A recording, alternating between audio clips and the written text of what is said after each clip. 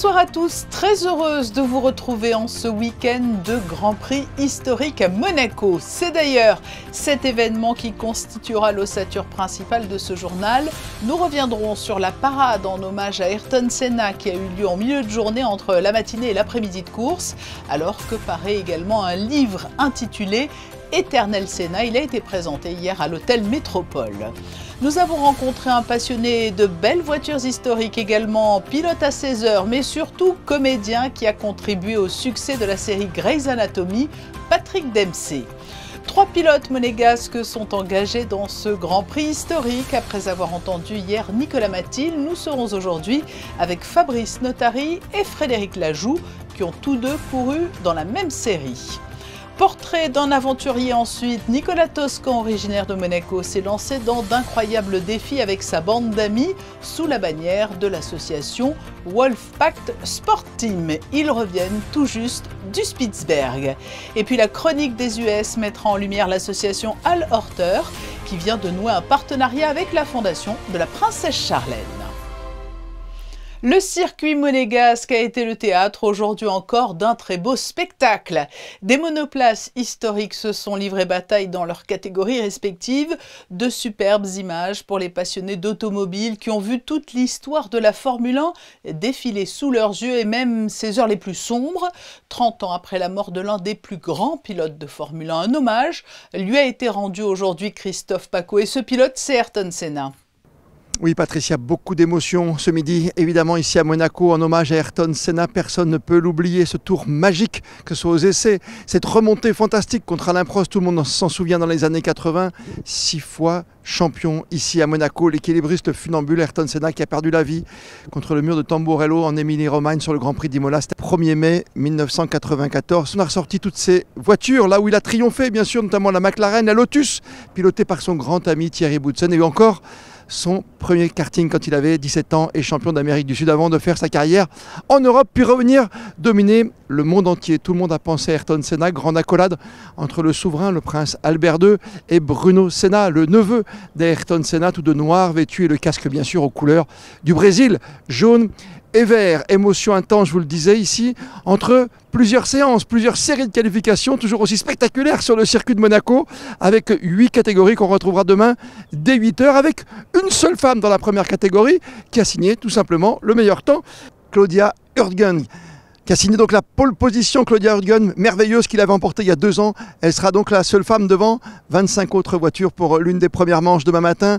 Des séries, des épreuves, toutes les heures à vivre bien sûr en direct sur Monaco Info avec la compétitivité de l'Automobile Club de Monaco. On suivra nos monégasques, bien sûr, ils sont 3. Je pense à Nicolas Mathil qui a terminé quand même dans cette phase de qualification 9e en série D, 13e en série F. Et puis Notary et Lajoux, eh bien c'était quand même formidable de retrouver nos monégasques dans la même série, la série E. Lajoux fait 8e, Notary 17e. On n'oublie pas qu'on retrouvera aussi des grands noms, ceux qui sont déjà imposés à Monaco, comme notamment Michael Jones ou encore Marco Werner ou Stuart Hall ici, devant ces pilotes qui sont animés par une seule passion, l'automobile, depuis l'après-guerre jusqu'à nos jours, ou presque bien sûr pour ce Grand Prix Monaco historique. Merci Christophe, nous vous retrouverons demain aux commentaires avec Franck Phillips. Toutes les courses de la journée seront diffusées en direct sur notre antenne. Christophe l'a dit, parmi les pilotes engagés aujourd'hui, il y avait 3 monégasques et ils n'ont pas démérité. Je vous propose d'écouter tout d'abord Frédéric Lajoux qui a réussi une belle performance en terminant 8e de sa série. Beaucoup mieux que hier en essai libre où on était nulle part. La voiture était vraiment très mal réglée.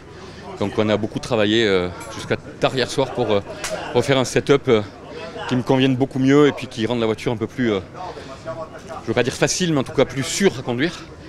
Et donc du coup avec une voiture où on est plus en confiance, on arrive à beaucoup plus attaquer.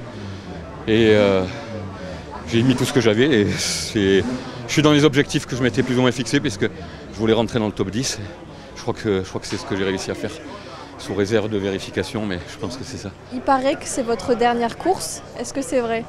Alors, en F1 peut-être, pas ma dernière course dans l'absolu, puisque je continue à faire le championnat de Formule 3, français et européen. C'est pas parce qu'on vieillit qu'on s'arrête, c'est si on s'arrête qu'on vieillit. Donc j'ai pas l'intention de m'arrêter. Et pour ce qui est de la Formule 1, oui, a priori, ça pourrait être la dernière. Après, il faut jamais dire jamais. Ah bah, de toute façon, même si je cours pas, je viendrai toujours les voir. Pour Fabrice Notari, conseiller national avec la casquette de pilote, c'est une première, la Formule 1. Il s'est confié à Alban Gingembre et Alexandra Marangoni. Mieux qu'hier, parce qu'hier j'ai eu un problème de frein, il y a une durite qui s'est débranchée et j'ai eu la pédale qui est descendue au fond à Mirabeau, heureusement. J'ai pu prendre l'échappatoire.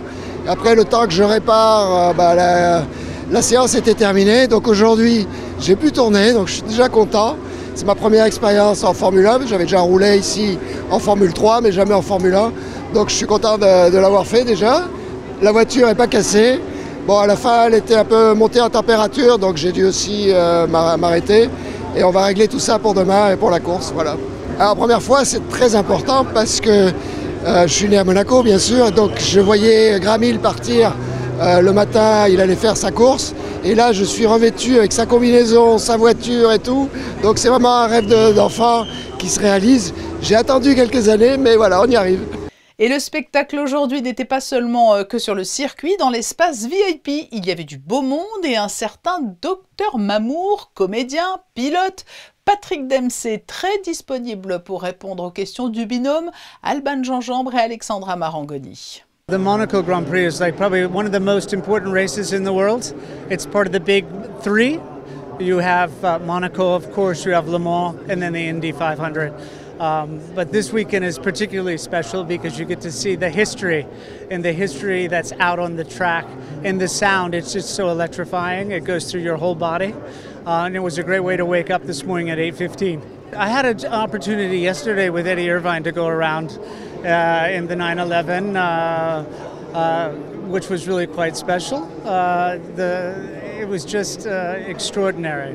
And to think how they navigate the course at the speeds they're going today versus when it started in 29, it's extraordinary.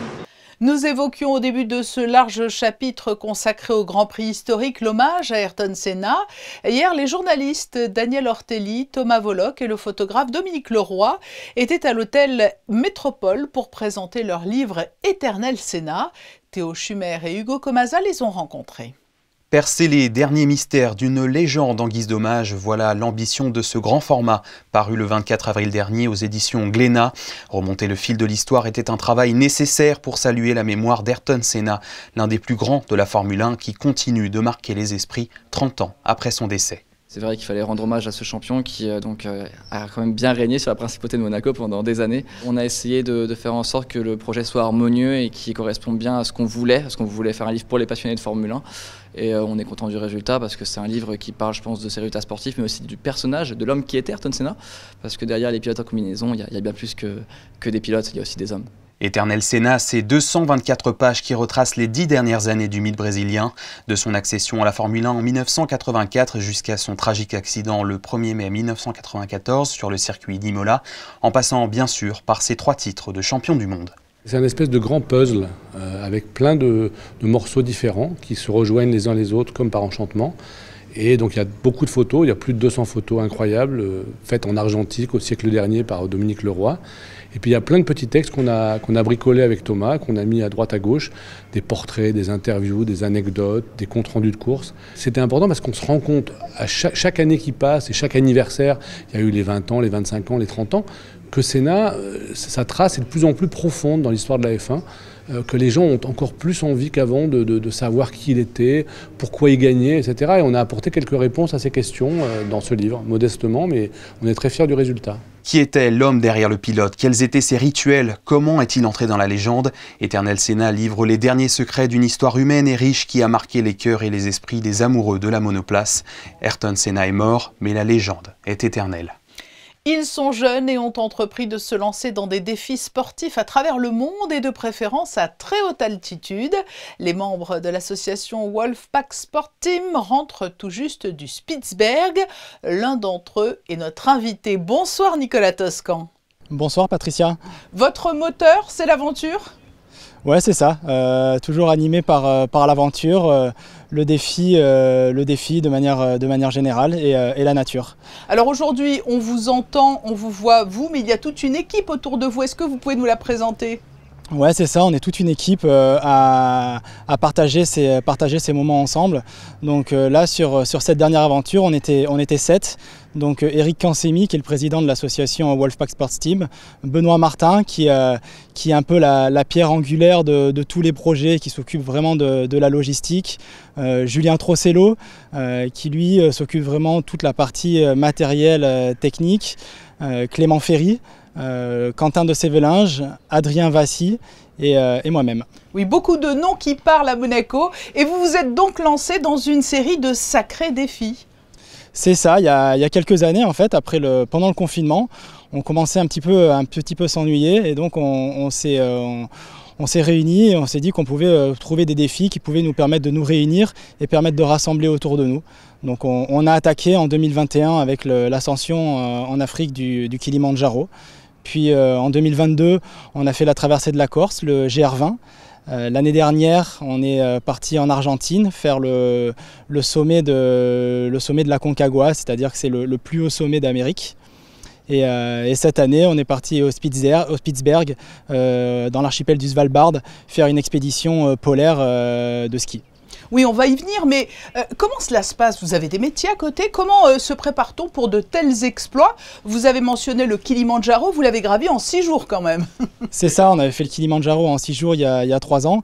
Ben, en fait, ouais, on a tous nos métiers sur Monaco, donc on est tous bien occupés. Mais on a la chance, vraiment, je le mets en avant, c'est pas lui qui nous représente aujourd'hui, c'est moi, mais c'est Benoît Martin qui est un peu notre moteur, qui lui est très débrouillard. Et nous, derrière, on a chacun nos petites spécialités. On vient pour aider dans l'organisation, mais c'est vraiment lui qui est derrière tout ça. Ouais. Et vous rentrez donc de ce que, alors vous appelez une mission de transition, mais c'était tout de même au Spitzberg et sur les pas du prince Albert Ier. Exactement, ouais, on appelle ça une mission de transition pour nous parce que c'est pas une mission qui a fait l'objet d'un sommet en haute altitude comme on a pu faire avec le Kilimandjaro ou la Concagua. Donc là on est resté au niveau de la mer et on est parti faire une expédition de ski pendant 8 jours où on a embarqué sur un bateau qui s'appelle le Kamak, un voilier de 25 mètres et tous les jours, donc pendant 8 jours, on s'est baladé dans les fjords au Svalbard, donc très proche du pôle Nord, pour débarquer chaque jour avec un Zodiac et aller faire du ski de randonnée et oui, parce que vous dites que ce n'est pas un coin. Sommet, mais tous les jours, c'est à peu près 10 km de montée pour ensuite avoir le plaisir de redescendre à ski. Voilà, c'est ça, c'est des sorties entre 4 et 6, 7 heures tous les jours, où on va chercher les sommets les plus proches des fjords. Donc c'est entre 1000 et 1500 mètres de dénivelé positif tous les jours, pour après avoir le plaisir de descendre ces mètres qu'on a pu monter à ski. Ce n'est pas là-bas le lieu le plus touristique du monde, vous avez fait de belles rencontres, mais plutôt animales. Ouais, voilà, c'est un milieu qui est un petit peu hostile, hein, c'est vrai. Nous, pendant une semaine, on n'a pas vu un seul bateau. En dehors de notre groupe, on n'a pas eu de signes de vie humaine. En revanche, oui, on a eu pas mal de rencontres animales, des morses, des phoques, des petits renards, des rennes, beaucoup de rennes qui se baladaient sur la banquise et dans les montagnes, des traces d'ours, parce que l'ours polaire est très fréquent, hein, sur certains archipels. Il y a plus de 3500 ours polaires qui vivent encore aujourd'hui. On a eu la chance, on va dire, de ne pas en rencontrer, parce que ça reste un danger aussi l'ours polaire, mais donc beaucoup de belles rencontres et beaucoup d'animaux. Ouais. On l'a dit, un défi personnel, du plaisir aussi, hein, notamment lorsque vous pouvez redescendre à ski. Mais ce n'est pas un plaisir égoïste, hein. Il y a aussi une vocation solidaire dans toutes ces expéditions. Oui, exactement, hein. Nous, on fait ces expéditions sous la bannière du Wolfpack Sports Team. Donc c'est une association qui a pour but en fait de créer une communauté de personnes qui sont à même de venir nous accompagner, nous rencontrer et faire du sport ensemble, parce qu'on s'est rendu compte que la pratique du sport, elle était plus facile lorsqu'on était plusieurs, lorsqu'on était en collectivité et en communauté. Voilà, et donc on essaie vraiment de mettre ça en avant, la pratique du sport, et la pratique du sport pour tous. Donc l'association fabrique et vend des articles de sport, des t-shirts, des bandeaux, et les bénéfices réalisés sur la vente de ces articles sont destinés à acheter du matériel pour les personnes à mobilité réduite pour qu'elles-mêmes puissent pratiquer du sport. Donc typiquement, l'association est propriétaire d'une joëlette qu'on prête aux organisateurs de courses, à d'autres associations ou aux personnes qui pourraient être en mesure d'avoir besoin d'utiliser ce type d'appareil pour pratiquer du sport ensemble. Et quelle est la prochaine étape pour vous tous ? Il y a un sommet en Alaska qui s'appelle le Denali, qui est le plus haut sommet d'Amérique du Nord, qui nous tente. C'est quelque chose qu'on fera un jour. Est-ce qu'on le fera l'année prochaine? Est-ce qu'on le fera l'année d'après? On ne sait pas encore. Merci Nicolas Toscan d'être venu partager vos aventures avec nous. C'est un plaisir. Merci beaucoup Patricia. Comme chaque samedi, nous allons nous rendre maintenant outre-Atlantique pour la chronique des US. Dans le cadre de son programme Sport et Éducation, la Fondation Princesse Charlène s'est récemment associée à 2 entités internationales qui ont des objectifs communs, le développement des enfants à travers l'éducation et le sport. En collaborant à présent avec l'association familiale Pierre de Coubertin en Europe et la Fondation Alerter aux États-Unis, elle prévoit de développer de nouveaux projets. Alexandra Pani, bonsoir. Vous êtes justement allée à la rencontre de la présidente de la Fondation Alerter. Bonsoir à vous. Oui, la Fondation Alerter s'adresse aux jeunes générations en leur proposant des programmes d'éducation culturelle et sportive. J'ai rencontré sa présidente, Cathy Horter. Got an appointment with Princess Charlene, and she loved what we were doing because it meshes so much with her foundation's ideals and goals. We're actually doing the Paris 2024, and we're going to be having an awards ceremony in May in Paris. They have just finished their projects, and we have, gosh, I think we have 400 and some students participating from 5 countries. Everyone loves the Al Order Foundation because of my husband, Al Order. He was the epitome of what the Olympics stand for, and we try and foster character and integrity, humility, fair play, excellence, all the Olympic ideals in our art programs that we create in schools across the nation and across the world. Just in case people don't know who Al Orter is, my husband, he was the first person to win 4 gold medals in 4 different Olympic Games and the only one to set Olympic records. He was never favored. And he just knew how to be at his best in competition. And that's what he did. And not that people feared him, but they respected him and they knew he was out there to win or to do his best. And he never competed against anyone. He just tested his own capabilities. Retour en plateau pour découvrir les grandes tendances de la météo pour la journée de demain dimanche. Bonsoir Théo Schumer. Bonsoir Patricia, bonsoir à tous. Demain, votre journée s'annonce nuageuse en principauté. Le matin, vous verrez apparaître quelques rayons de soleil, mais le ciel se couvrira progressivement l'après-midi. Pour ce qui est des températures, il fera en moyenne 16 degrés en matinée et 21 degrés au plus fort de la journée. Pour les plus téméraires, il fera aussi 15 degrés dans l'eau. Demain, vous souhaiterez une bonne fête au Achille. Merci Théo. Demain, un programme très riche sur notre antenne avec toutes les courses de la journée du Grand Prix historique à suivre en direct sur Monaco Info. Nous nous quittons avec la série de photos de fin d'édition dans les coulisses des répétitions de l'Orchestre Philharmonique avec le jeune pianiste Mao Fujita. À demain, 18h30 pour une nouvelle édition sur Monaco Info.